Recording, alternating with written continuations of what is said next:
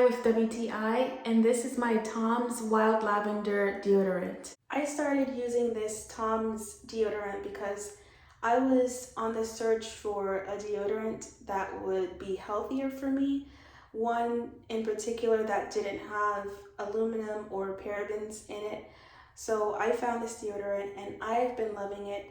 One of the main things that I love about it is that it is long lasting, so I don't have to worry about reapplying throughout the day. I apply it in the morning and it applies on a little wet, and in a few minutes it dries off.